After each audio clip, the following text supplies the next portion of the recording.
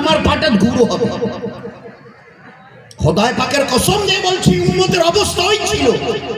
গোটা দুনিয়া থেকে এদেরকে ডরাতে, গোটা দুনিয়া। এই ছিল আমাদের জীবনের ইতিহাস। This was our status of our life.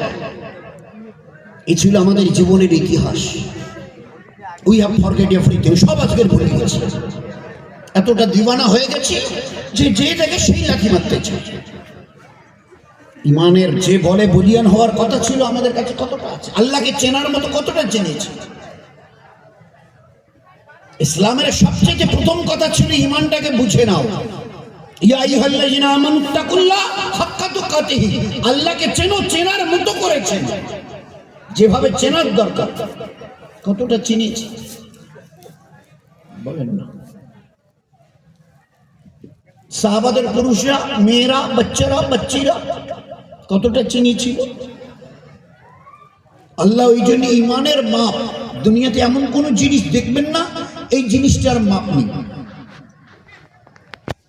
একটা হাওয়াই চপ্পল এখন একটু দাম বেড়ে গেছে, না তো 20, 30, 40, 50 টাকায় হাওয়া। কেউ বলে ভাই এক জোড়া হাওয়াই দেন তো, পায়ে দিলে আর টাকা দিয়ে চলে গেল। পায়ের এক জোড়া হাওয়াই চপ্পল কিনতে গিয়ে কত স্যান্ডেল যে অদল বদল করছে। আর একটু বড় দেন না, না এটা একটু বেশি বড় হয়ে গেছে, আর একটু ছোট দেন না। একটা 15 টাকার টুপি কিনবে, দিয়ে আয়না দিয়ে মুখ দেখছে, ফের পাশের লোকে জিজ্ঞাসা করছে ভাই ঠিক আছে তো, দেখেন তো একটু, বলে না আর একটু এক সাইজ ছোট নেন। মা বিবিকে বলে দেন, মাকে বল মা এক কাপ চা করে দাও তো, বিবি এক কাপ চা করে দাও তো। তো বিবি বুঝে যায় পানি কতটা, গরম কতটা, দুধ কতটা, চিনি কতটা। মাপ একটু যদি কম বেশি হয়, গরম যদি ঠিক মতো না হয়, দুধটা যদি ঠিক মতো না হয়, চা পাতাটা যদি ঠিক মতো না হয়, বলবে না, ও পান করবে না, ছুঁড়ে ফেলে দেবে। কি করেছো দেখো। তো আল্লাহ পাক প্রত্যেকটা ইবাদতে হাত্তাকে ইমানের আল্লাহ মাপ দেখিয়ে দিয়েছে। মাপ আল্লাহ পাক ইমানের মাপ, কি পুরুষ হই কি মেয়ে ছেলে হই, ইমানের মাপ দিয়েছে।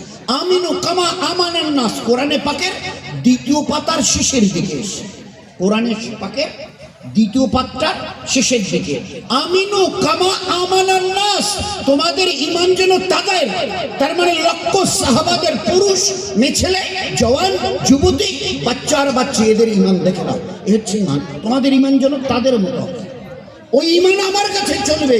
তোমরা যেটাকে ঈমান বলে নিজেদের মধ্যে আস্থাভাজন হয়ে গেছো, সন্তুষ্ট হয়ে গেছো, এই ঈমানের কোনো মূল্য আমার কাছে নেই। আমি তো ঈমানের মাপ দিয়েছি। তোমাদের ঈমান যেন এই লাখো সাহাবা এদের মতো যেন ঈমান তৈরি, তোমাদের ঈমান যেন ওদের মতো হয়, সাহাবায়ে কেরামদের। বলো 94-95 বছরের বয়সের বৃদ্ধ আবু আইয়ুব আনসারী, সেও ভাবছে আমি আল্লাহ রাস্তায় মরতে, যদি হয় আল্লাহ রাস্তায় গিয়ে মরবো।